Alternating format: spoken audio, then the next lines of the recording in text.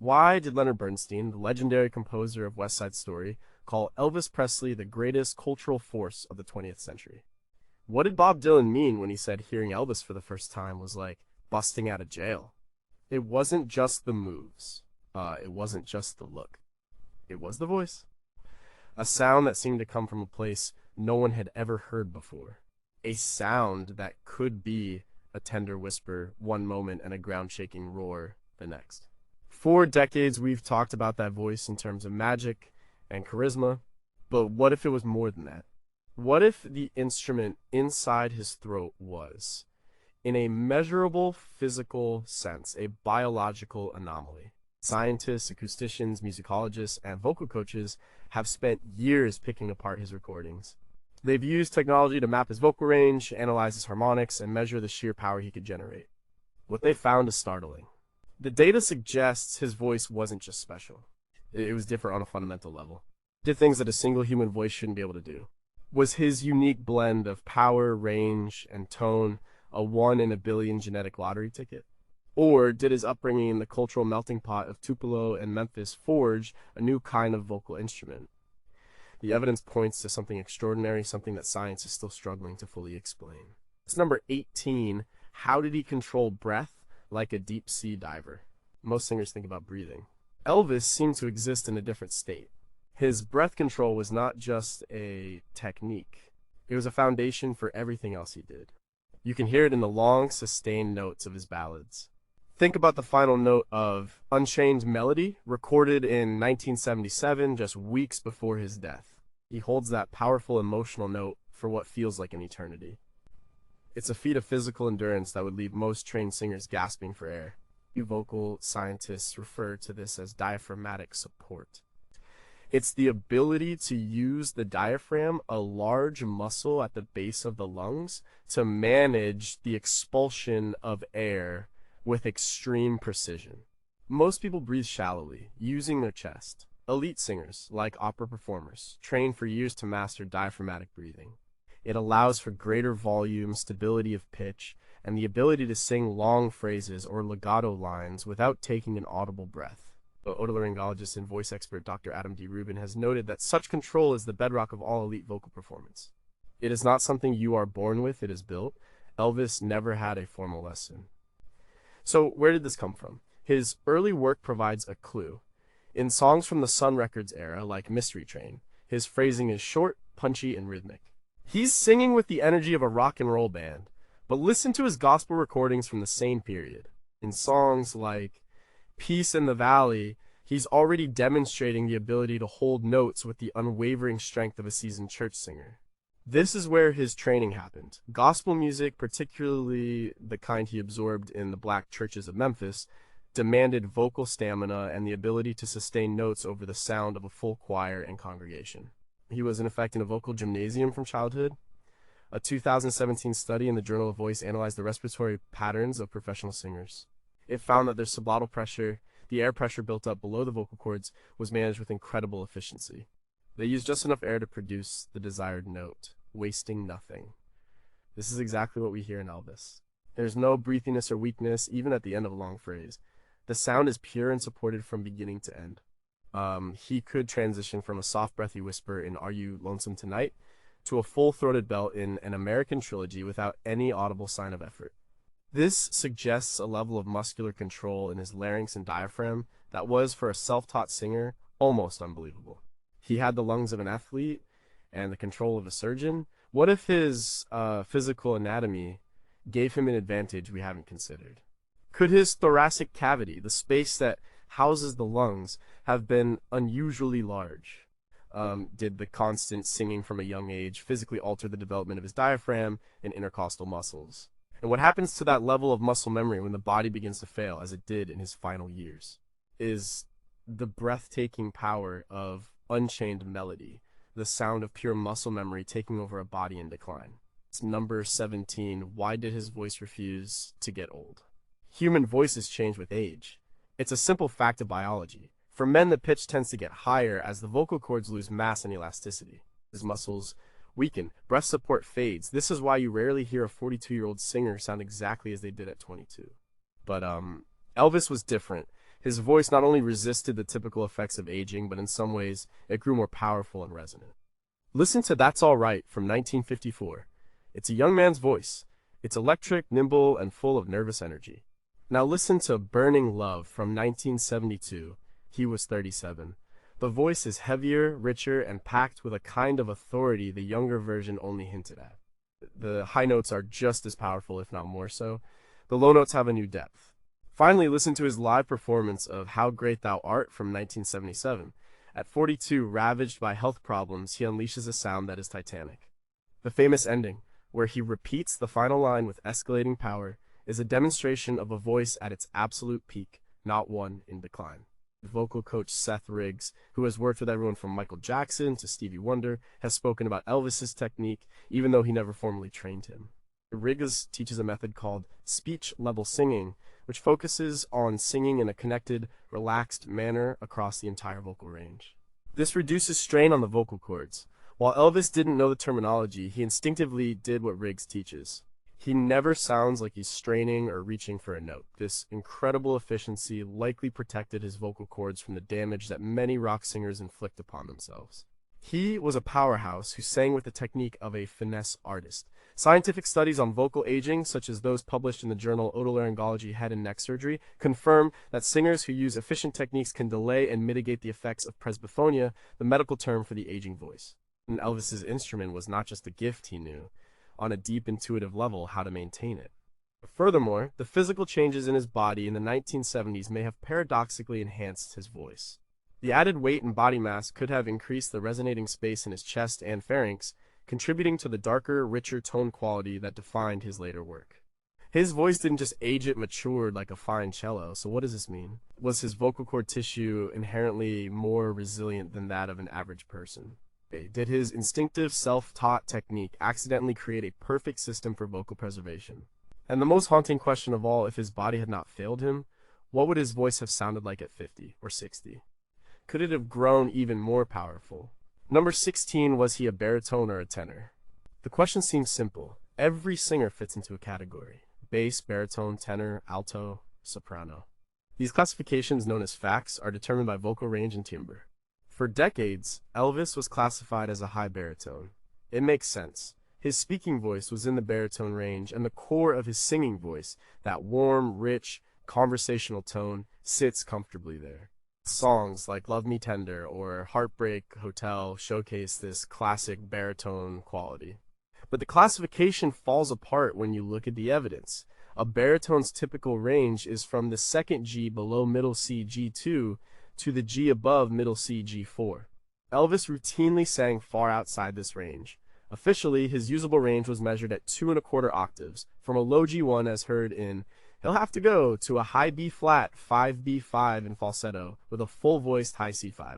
That high C is solidly in tenor territory. In the song Surrender, he hits a high B flat 4, and in An American Trilogy, he nails a high A4. These are money notes that opera tenors build their careers on. Musicologist and author Henry Pleasants, in his book The Great American Popular Singers, was one of the first to analyze this seriously. He noted that Elvis had a 3-octave range and that he possessed an upper register that was a full-voiced, open-throated sound that a baritone is not supposed to have. This wasn't just a baritone stretching for a high note. This was a different voice emerging. It was as if he had two distinct vocal registers that were both fully developed. The baritone was for intimacy and blues. The tenor was for rock and roll excitement and operatic ballads. Modern acoustic analysis supports this. When you run his voice through a spectrograph, which creates a visual representation of sound frequencies, you can see the harmonic richness change as he moves up the scale. His lower notes are full of dark, complex overtones, classic for a baritone. But as he ascends, the harmonic structure shifts. A strong, clear fundamental frequency dominates, with a bright ringing quality known as squillo or the singer's formant, a quality highly prized in tenors. This is why his voice could cut through the sound of a full orchestra and a screaming crowd. He could literally change the physics of his voice on demand. So what was he? The truth is, he doesn't fit the classical definitions. He was a vocal anomaly. He had the commanding low notes of a bass baritone, the rich middle of a classic baritone, and the thrilling, powerful high notes of a held tenor. He was not one singer, he was three. Did his vocal cords have a unique physical structure, perhaps longer or thicker at one end than the other, allowing for this dual functionality? Could his training in both low-pitched gospel bass lines and high-pitched R&B shouts have developed two separate sets of muscle memory in his larynx? And if we were to classify him today, would we need to invent a new vocal category just for him? Number 15. Why did his voice trigger such a primal reaction? When Elvis first appeared on The Ed Sullivan Show in 1956, the reaction was not just excitement. It was hysteria. People weren't just listening to the music, they were having a physical, visceral response to the sound of his voice. This goes beyond simple fandom. It's question for neuroscience. What was happening in the brains of his listeners? The answer may lie in our evolutionary biology. The human brain is hardwired to respond to certain types of sound. A sudden, loud noise triggers a fight or flight response. A low, soothing hum can induce a state of calm.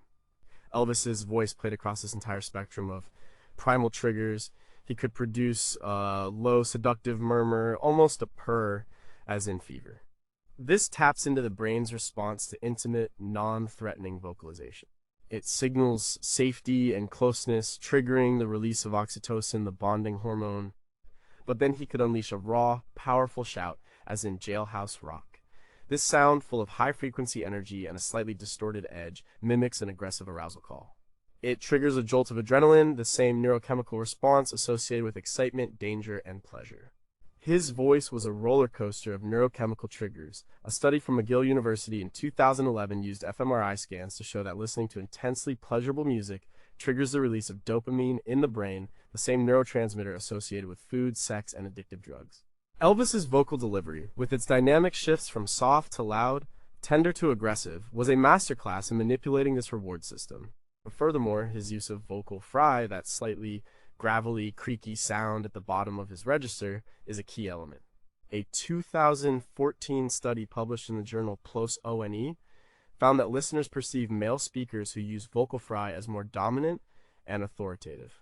Elvis used this texture constantly, adding a layer of masculine gravitas to his sound.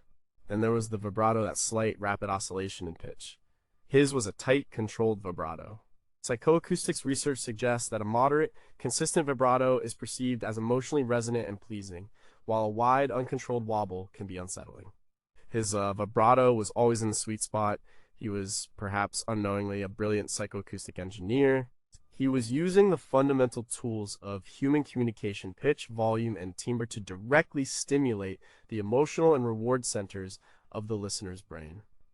It wasn't magic, it was neurology. The screams and fainting were not just a cultural phenomenon, they were a physiological response to an overwhelming auditory stimulus.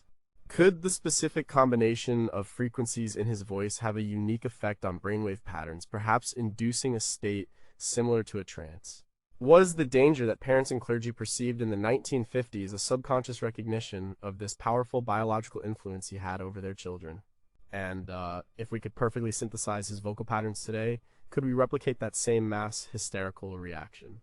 Number 14, how did he master every genre he touched?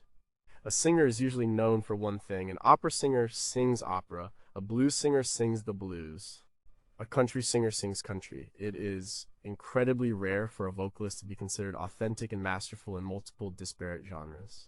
Yet Elvis did it effortlessly. He was a founding father of rock and roll. He is in the Gospel Hall of Fame. He is in the Country Hall of Fame. He recorded blues, pop ballads, and even dabbled in light opera. This wasn't a singer trying on different hats.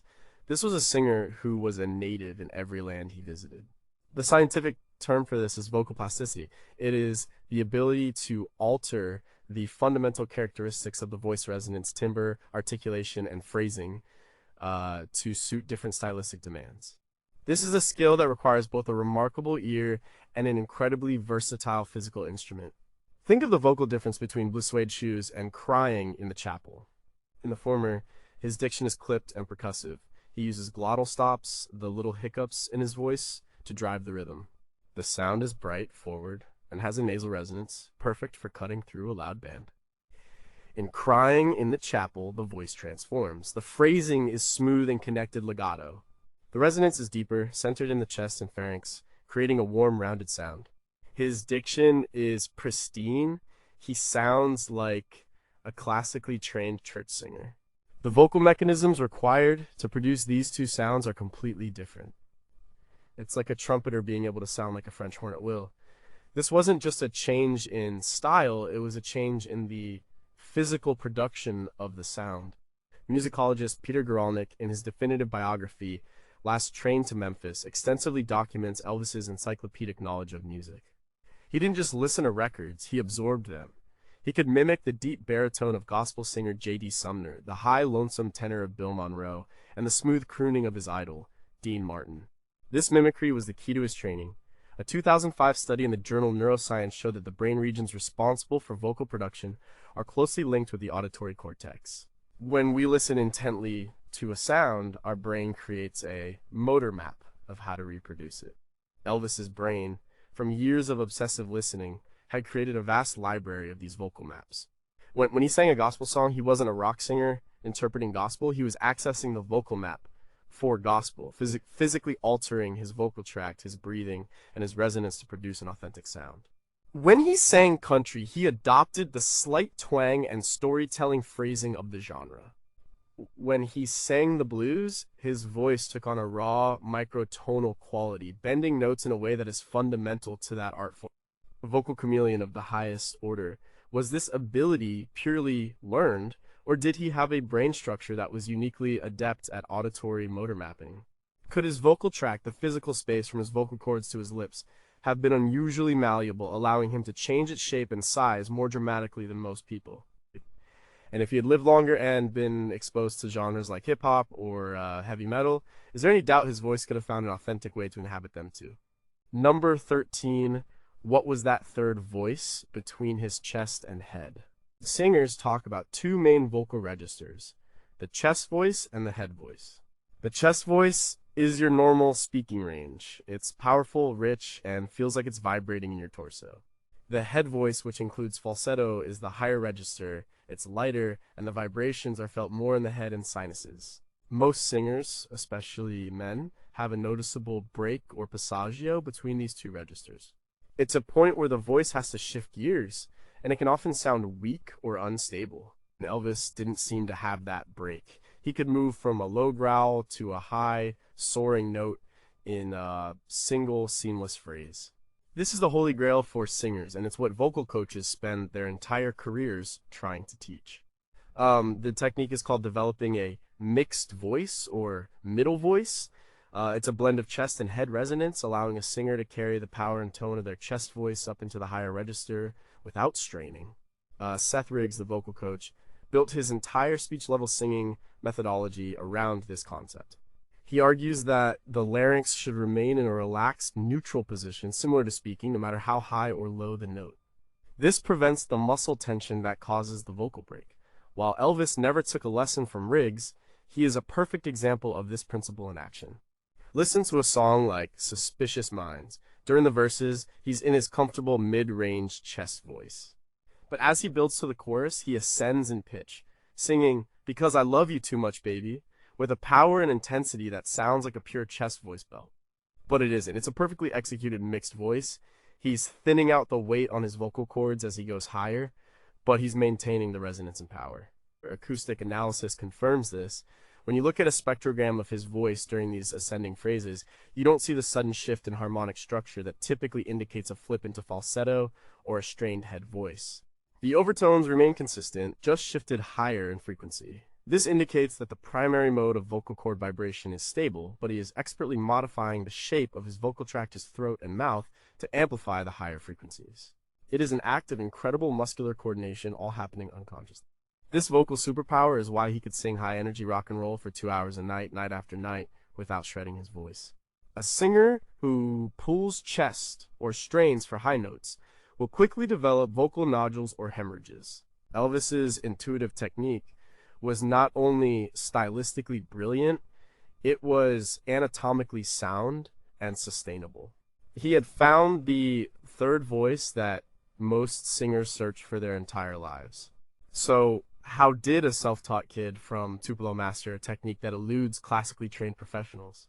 Was it an innate physical gift, a larynx that was naturally positioned for this kind of singing? Did the specific vowel sounds and cadences of Southern American English, his native dialect, predispose him to finding this vocal placement? Or was it simply a one in a billion fluke of trial and error in the woodshed of his own talent?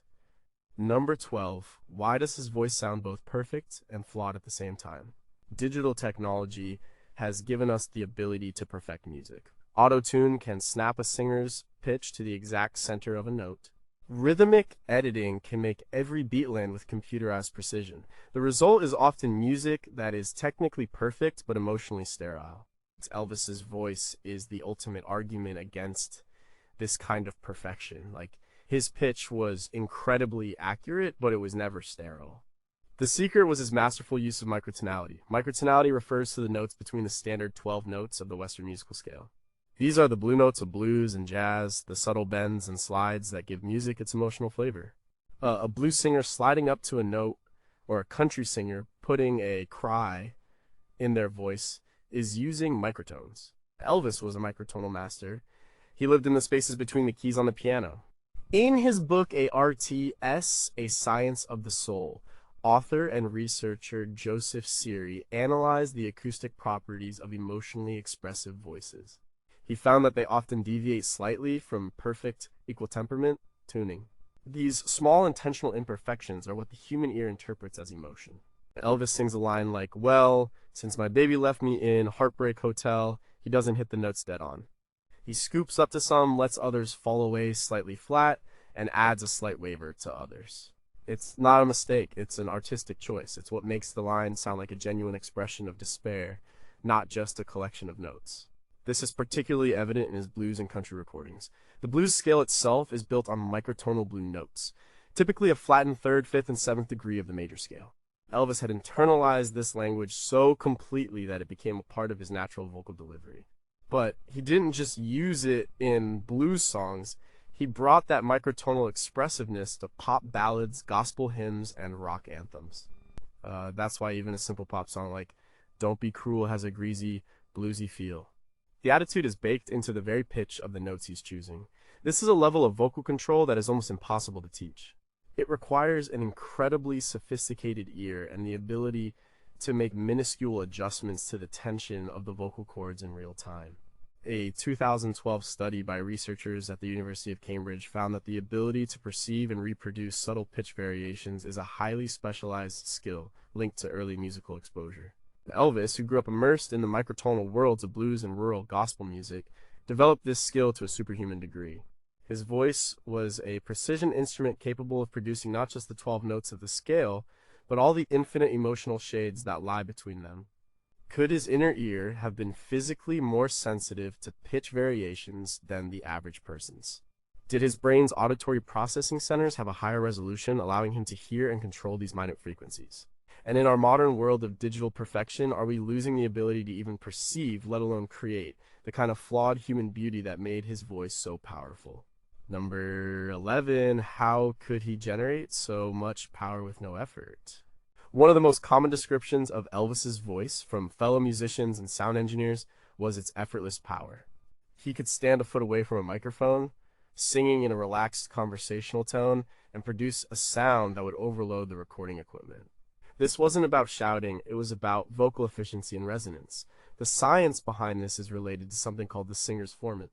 It's a phenomenon well known in opera. A trained opera singer can be heard over a 100-piece orchestra without a microphone. They achieve this not by being louder in terms of raw decibels, but by concentrating the acoustic energy of their voice into a very specific frequency range, typically between 2,500 and 3,500 hertz. The human ear happens to be most sensitive in this exact range. So even if the orchestra is producing more total sound energy, the singer's voice cuts through because it's perfectly targeted to the listener's ear. And Henry Pleasance, in The Great American Popular Singers, was one of the first to point out that Elvis, despite being a pop singer, possessed this operatic quality. His voice was naturally rich in these high-frequency overtones. This gave his voice its characteristic ring or ping. It's why his recordings sound so bright and clear, even the early primitive ones from Sun Studio. Sam Phillips, the producer at Sun, famously used tape slap echo to enhance Elvis's sound, but the core of that cutting power was already there, coming directly from his throat. How did he create this form? It's a result of the shape of the vocal tract. By subtly adjusting the position of his larynx, tongue, and soft palate, he was able to create a resonating chamber that amplified these specific overtones. This is a technique that opera singers spend a decade perfecting. Elvis just did it. He had, by nature or by accident, the vocal tract of a world-class tenor. Dr. Ingo Titze, one of the world's leading voice scientists, has written extensively about vocal efficiency. In his book, Principles of Voice Production, he explains that a well-resonated voice requires less physical effort from the vocal cords to produce a powerful sound. The vocal tract does the work of amplification. This explains why Elvis never sounded strained. He wasn't creating volume with brute force from his lungs. He was creating it with the precise, efficient tuning of his resonating cavities. He was a finely tuned acoustic instrument. This is also why his voice was so durable. He was generating maximum output with minimum physical stress. What was the unique physical geometry of his pharynx, mouth, and sinus cavities that allowed for this natural amplification? Did his slightly crooked smile and the unique structure of his jaw play a role in shaping his sound? And could we use MRI scans of a singer's vocal tract today to predict who might have the potential for this kind of ring and power? Number 10, was his vibrato a choice or a physical trait? Vibrato is the gentle pulsating change in pitch that singers use to add warmth and expression to sustained notes. It's a key part of what makes a singing voice sound professional, but not all vibratos are created equal. They can be fast or slow, wide or narrow. Elvis's vibrato was iconic. It was quick, consistent, and had a very narrow pitch variation. It was more of a shimmer than a wobble, and it was instantly recognizable. The physiological mechanism of vibrato is still debated among voice scientists. The leading theory, the neurochemicals theory, suggests it's caused by a natural rhythmic tremor in the laryngeal muscles, firing at a rate of about 5 to 7 cycles per second. This rate seems to be a sweet spot for the human ear, much slower, and it sounds like a wobble, much faster, and it sounds like a nervous flutter.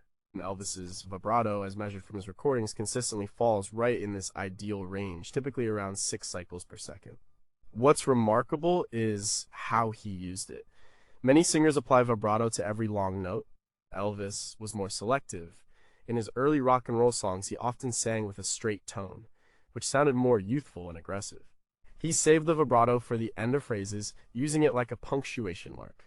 But in his ballads like Can't Help Falling in Love, the vibrato is present almost constantly, creating a feeling of vulnerability and romance. He could turn it on and off at will with the precision of a switch. This level of control is extraordinary.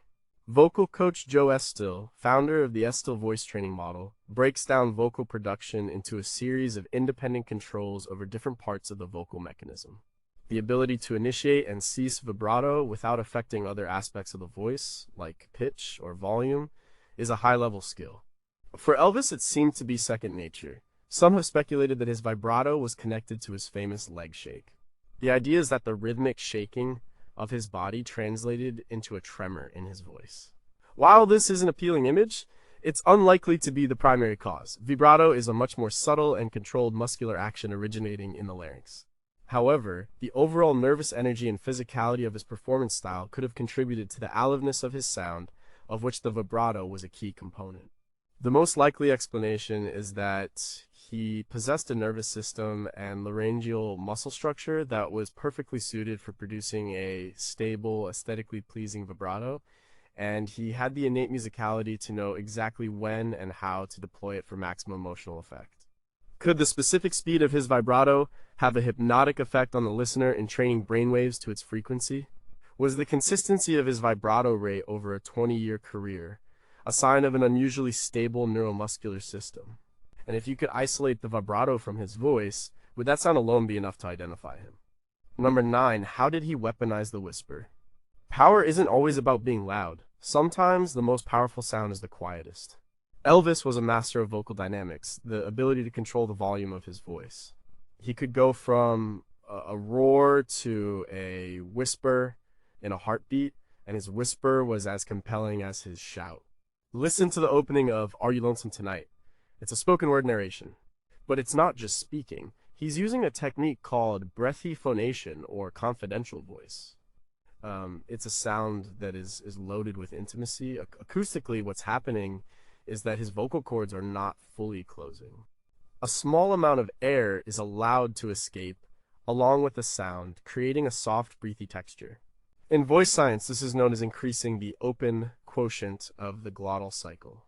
This sound has a profound psychological effect on the listener. It mimics the way we speak to someone we trust in a private, intimate setting. It creates a sense of closeness and personal connection, as if he's sharing a secret. A 2018 study in the journal Psychological Science found that listeners are more likely to trust and feel connected to speakers who use a lower pitch and a slightly breathy voice. Elvis was doing this instinctively in 1960. He was creating a one-to-one connection with millions of listeners simultaneously. But he didn't just use this technique for spoken word sections, he incorporated it into his singing. In Love Me Tender, he floats certain notes with an almost ethereal, breathy quality. This is incredibly difficult to do without losing pitch control. It requires a delicate balance of breath support from the diaphragm and relaxed, partial closure of the vocal cords. Most singers who try this either run out of breath or the note becomes weak and unsupported. Elvis's soft notes were always supported and perfectly on pitch. They had a pillow-like quality but with a core of steel. This dynamic control is what gave his performances such emotional depth. The contrast between the powerful belted notes and these intimate whispered moments created a dramatic arc within a single song. It's the difference between a painting that is all one bright color and a masterpiece full of light and shadow. The loud notes are thrilling, but the quiet notes are what draw you in and make you listen. He understood on a gut level that true power was not about constant volume, but about the control of that volume. Was his ability to maintain pitch during breathy phonation due to an unusual thickness or shape of his vocal cords, allowing for stable vibration even when they weren't fully touching. How much of this was a conscious artistic choice, and how much was simply his natural way of conveying emotion through sound? And in an era of digitally compressed music where dynamic range is often crushed, have we lost the art of the powerful whisperer? Number 8, what made his diction so clear yet so dirty? One of the great paradoxes of Elvis's voice was his diction. On one hand, you can understand almost every single word he sings. His enunciation, especially in his ballads, is crystal clear. This is the mark of a great communicator. He understood that the lyrics told the story, and he wanted that story to be heard. This requires precise control of the articulators, the tongue, the teeth, and the lips. But on the other hand, his singing was never sterile or proper. It was full of southern slang, slurred notes, and a kind of rhythmic dirtiness that gave it its character and authenticity. He could take a simple word like, well, and turn it into a 3-syllable rhythm-defining event, wee hell. He famously turned all shook up into all a shook up, adding a rhythmic stutter that became iconic. This is a clash of two different vocal disciplines. The clear enunciation comes from the tradition of pop crooners like Bing Crosby and Dean Martin. The dirty diction comes directly from the blues and R&B singers he idolized, like Arthur Big Boy Crudup. What was astonishing was his ability to merge the two. He could be singing a phrase with the lyrical clarity of a Broadway singer, and then, on a single word, inject a bluesy slur or a rock and roll hiccup. This vocal tick, the glottal stop or hiccup, is a fascinating piece of vocal gymnastics. It's created by briefly closing the glottis, the space between the vocal cords, stopping the sound, and then releasing it again. It adds a percussive, syncopated feel to his singing, turning his voice into a rhythm instrument. A study on the acoustics of beatboxing in the Journal of the Acoustical Society of America explores how vocalists can use glottal stops and other articulatory tricks to create complex rhythmic patterns. Elvis was doing a primitive form of this in the 1950s. His mastery of vowels was also key. He had a unique way of shaping vowels, often infusing them with the southern drawl he grew up with. This is not just a stylistic quirk, it has a direct effect on the acoustics of the voice. Voice scientists call this vowel modification. Like different vowel shapes change the shape of the vocal tract, which in turn affects the resonant frequencies or formants of the voice. His specific way of forming vowels was a crucial part of his unique vocal fingerprint. It was the sound of Memphis, of Tupelo, of the American South, encoded into the physics of his voice. How did he so seamlessly switch between these two modes of diction, from crystal clear to bluesy and slurred, often within the same sentence? Was his brain's motor control over his articulators more sophisticated than the average person's? And could a linguistic analysis of his vowel formations pinpoint the exact geographical and cultural influences that created his unique sound? Number 7. How did he sing from the bottom of the earth and the top of the sky? We've talked about Elvis's range in terms of octaves, but the quality of that range is just as important. His low notes and high notes didn't just differ in pitch. They sounded like they were produced by two different people, yet were seamlessly connected. Let's start at the bottom. His low notes were not just low, they were resonant and rich with harmonics. In a song like It's Now or Never, the verses are sung in a comfortable baritone range. But in other songs, like his live version of Fever, he dips down into what is known as the vocal fry register. It's that low, gravelly popping sound. Many singers use vocal fry, but Elvis could sing actual pitched notes with it. His low G1 in He'll Have to Go is a perfect example. It's not just a growl, it's a musical note with a clear pitch center produced with a technique that few singers can control. Dr. Ingo Titze's research has shown that producing stable pitch in the vocal fry register requires incredible control over the slackness of the vocal cords. Now let's go to the top. When most male singers go high, they switch to falsetto. Falsetto is produced by only the thin edges of the vocal cords vibrating. It's typically a lighter, breathier sound. Elvis had a beautiful, pure falsetto, which you can hear in songs like Blue Moon. But his real weapon was his full, powerful head voice. When he sang the high notes in My Way or Unchained Melody, it was not a light falsetto. It was a full-throated, resonant sound that carried the same power and richness as his chest voice. This is the mixed voice we discussed earlier, but at its most extreme. To carry that much power that high requires a perfect combination of breath support, laryngeal stability, and resonance tuning. The physical forces on the vocal cords at that pitch and volume are immense. The fact that he could do this night after night for years without serious injury is a testament to the near-perfect efficiency of his technique. As he was pushing his instrument to the absolute limits of its physical capacity, but he was doing it with such skill that the instrument was never in danger.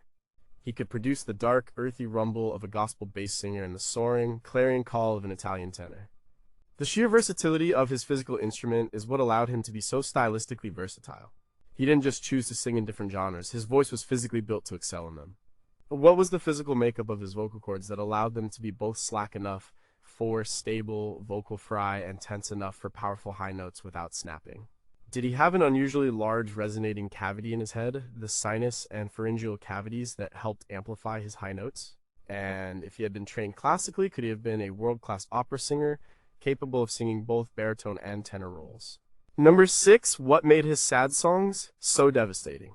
Every great singer can sing a sad song, but when Elvis sang a sad song, it felt different. It was a level of emotional communication that went beyond just sad lyrics or a minor key. The emotion seemed to be embedded in the very texture of his voice. This wasn't just artistry, it was a measurable acoustic phenomenon. The term for this is emotional prosody. It refers to the non-lyrical cues in the voice pitch, timing, and timbre that convey emotion. A 2016 study published in Current Biology used a computer model to analyze thousands of vocal recordings. The model learned to identify specific acoustic patterns associated with different emotions. For example, sadness is often associated with a lower average pitch, a slower tempo, and a darker timbre, meaning less energy in the high-frequency harmonics. Now, listen to Elvis sing You Gave Me a Mountain. Every one of those acoustic markers for sadness is present. His pitch is in the lower, more somber part of his range. His phrasing is slow and deliberate, with long pauses that feel heavy with unspoken grief. And the tone of his voice is dark and full of pathos. But there's more. The study also found that emotional vocalizations often contain non-linear phenomena, like vocal fry, subharmonics, or sudden pitch shifts. These are the sounds of a voice on the verge of breaking. They are the acoustic signatures of genuine, overwhelming emotion. Elvis's performances of his most heartbreaking songs are filled with these moments. A slight crack in the voice, a dip into a gravelly vocal fry, a breath that sounds like a sigh. He was a master of vocal acting. Producer Felton Jarvis, who worked with Elvis extensively in his later years, said that for a song like Separate Ways, Elvis would do multiple takes, each one exploring a different facet of the song's pain. He wasn't just singing the notes, he was living the emotion. This required a deep empathic connection to the material, but also the technical skill to translate that empathy into sound. This ability is linked to the listener's brain through mirror neurons. These are brain cells that fire both when we perform an action and when we see or hear someone else perform that same action. When we hear the acoustic cues of sadness in Elvis's voice, our mirror neurons fire, and we experience a shadow of that same sadness ourselves. This is why his sad songs can feel so deeply personal and affecting. He's not just telling you he's sad, he's using the universal language of sound to make you feel it with him. Did Elvis have an unusually high number of mirror neurons, making him more sensitive to the emotions in music and better able to reproduce them? Could his own personal tragedies have permanently altered the acoustic properties of his voice, embedding a layer of sadness into his very instrument?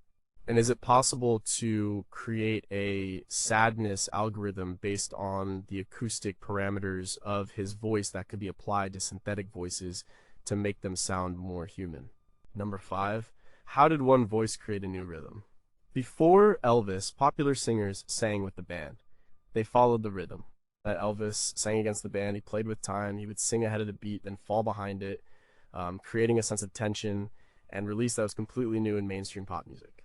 This rhythmic virtuosity is one of the most subtle, yet most revolutionary aspects of his talent. This technique is known as back phrasing. It's a staple of jazz and blues singing, but it was largely unknown in the white pop music of the early 1950s. A singer like Frank Sinatra was a master of phrasing, but he swung with the rhythm section. Elvis pushed and pulled against it. Listen to Hound Dog. The band is playing a straight, driving rhythm. But Elvis's vocal line is all over the place. He rushes some lines and drags out others. You Ain't Nothing But A is sung right on top of the beat, but he holds the word hound dog for just a fraction of a second longer than you expect. It creates a feeling of swagger and improvisation. It's what makes the record sound exciting and slightly dangerous. Daniel J. Levitin, a neuroscientist and author of This Is Your Brain on Music, explains that our brains are prediction machines. We are constantly subconsciously predicting the next beat in a piece of music. When a performer plays with those expectations, either by meeting them or defying them, it engages the brain on a deeper level. Elvis's rhythmic play was a constant game of surprising the listener's brain. This is why his music feels so alive and propulsive. This wasn't just a gimmick. It was a fundamental part of his storytelling. By singing slightly behind the beat on a ballad, he could create a feeling of world weariness or introspection. By singing ahead of the beat on a rock song, he could create a sense of urgency and excitement. He was using time, just as he used pitch and volume, as an expressive tool. This requires an almost supernatural internal clock. To sing against the rhythm, you have to know with absolute precision where the rhythm is. He had to be a perfect timekeeper in order to be a perfect time bender. His early recordings with Scotty Moore and Bill Black are the best examples of this. They were a trio, there was no drummer, the rhythm was held by Bill Black's slapping bass and the percussive sound of Elvis's own rhythm guitar. This sparse arrangement gave him incredible rhythmic freedom. He was the lead instrument and the percussion section all at once. His voice was the engine that drove the music forward. Was his sense of time innate, a kind of neurological gift for processing rhythm? Did the lack of a drummer in his early band force him to develop this unique rhythmic style out of necessity? And how many milliseconds, on average, did he place his phrases behind the beat to achieve that perfect, laid-back feel? Number 4, why did his voice sound so big in a small room?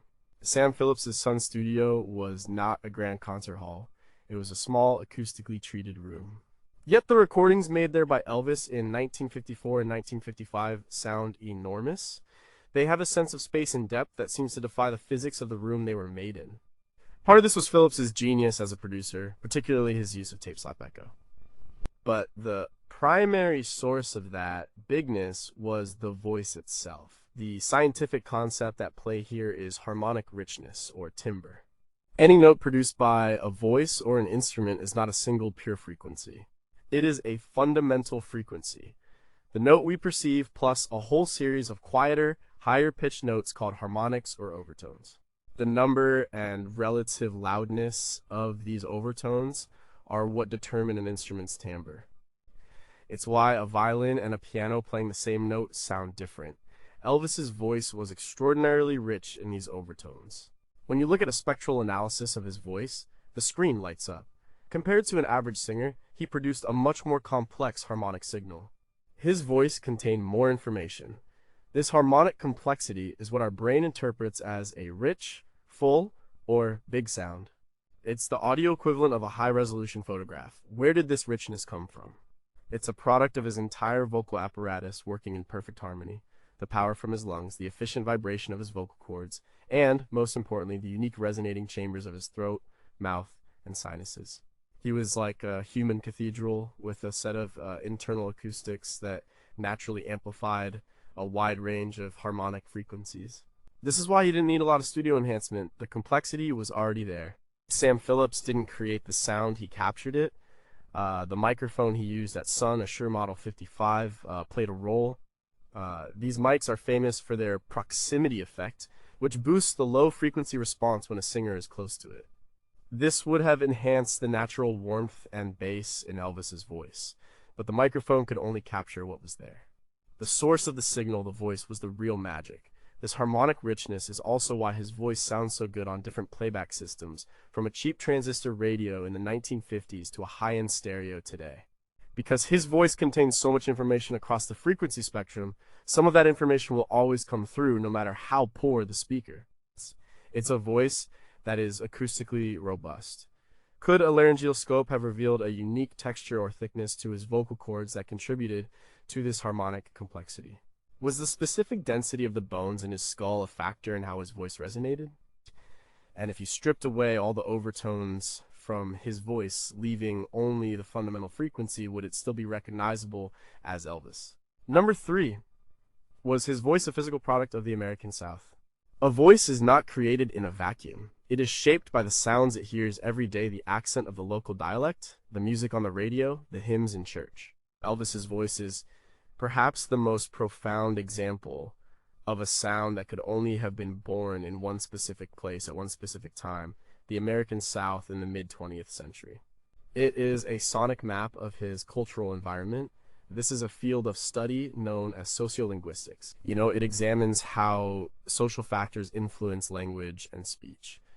The Southern American English dialect that Elvis spoke has several distinct phonetic features, such as the Southern drawl, the lengthening of vowel sounds, and the pin-pen merger, where words like pin and pen are pronounced the same. These phonetic habits from his speech carried over directly into his singing, forming the foundational texture of his voice. But his influences were more than just linguistic. They were musical. He grew up in Tupelo, Mississippi, and later Memphis, Tennessee. These were cultural crossroads. From the radio, he heard the smooth crooning of Dean Martin and the mournful yodel of country stars like Jimmy Rogers. In the White Assembly of God Church, he heard the tight, complex harmonies of gospel quartets. And crucially, from across the racially segregated lines, he absorbed the raw, emotive power of the blues from singers on the streets of Memphis and the sanctified, rhythm-driven gospel music from black churches. Each of these traditions demanded a different vocal technique. The pop crooners required smooth legato phrasing and clear diction. The country singers used nasal resonance and vocal breaks. The blues singers used microtonal bending and a rough shouting style. The gospel singers required immense power, a wide range, and the ability to blend in harmony. Elvis's vocal apparatus was not just learning one of these styles, it was learning all of them simultaneously. His vocal cords, his larynx, his diaphragm were being cross-trained from childhood. This created what musicologists call a syncretic voice. Syncretism is the blending of different, often seemingly contradictory beliefs or practices. Elvis's voice was a syncretic instrument. It blended the sacred and the secular, the black and the white, the country and the city. When Sam Phillips said he was looking for a white man who had the Negro sound and the Negro feel, he was searching for this syncretic voice. He found it in Elvis. The science of neuroplasticity tells us that the brain is constantly being reshaped by our experiences. The neural pathways in Elvis's auditory cortex and motor cortex would have been uniquely wired by this incredibly diverse sonic environment. His brain didn't have separate boxes for country, blues, and pop. It had one interconnected network. This is why he could blend the genres so seamlessly. For his brain, and therefore for his voice, they were already one. If Elvis had been born in New York or California, could he have possibly developed the same voice? How much of his vocal gift was genetic, and how much was a direct product of this unique cultural osmosis? And does the increasing homogenization of global culture mean that a voice as distinctly regional and syncretic as his can ever be created again? Number 2. How could a single instrument sound like a full choir? One of the most awe-inspiring moments in Elvis's entire recorded catalog is the ending of his 1977 performance of How Great Thou Art. He sings the final line, then sings my soul, my Savior God, to thee, and holds the final note. Then, while still holding it, he seems to build upon it, adding layers of power and emotion before finally resolving. It sounds like more than one person, it sounds like a choir. This effect is partly due to his immense volume and the natural reverb of the concert hall, but it's also connected to his mastery of overtones. As discussed before, his voice was rich in harmonics. In these moments of extreme vocal effort and emotional intensity, it's possible he was able to manipulate his vocal tract to emphasize certain overtones to such a degree that they became audible as distinct notes. This is a technique used by Tuvan throat singers who can produce a low fundamental drone and a high, whistling overtone simultaneously. While Elvis wasn't throat singing in the traditional sense, he may have been intuitively accessing a similar acoustic principle. He was creating a chord with his own voice. The fundamental note was the root, and the strongly amplified overtones were the third and fifth, creating a major triad. This is an incredibly rare and difficult skill. Acoustic analysis of these moments shows a massive spike in energy in the upper partials of the harmonic series, which supports this theory. There is also the element of his gospel background.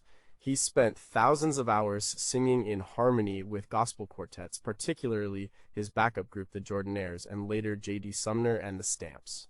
He learned to hear and think in chords. He understood how his voice fit into a larger harmonic structure. When he sang, even when he was singing alone, he carried that harmonic knowledge with him. He was implying the harmony with the color and texture of his single vocal line. In his book Mystery Train, cultural critic Greil Marcus describes Elvis's voice as a force of nature, an instrument of unknown possibilities. This ability to sound like multiple voices at once is one of those possibilities. It's where technique, power, and musical history converged into a single transcendent moment. It was the sound of a soloist who had the soul of a choir. Could modern imaging technology have captured the exact shape of his vocal tract during one of these moments to see how he was creating this effect? Was this a learned technique from his gospel training, or a purely intuitive emotional outburst that resulted in a unique acoustic phenomenon?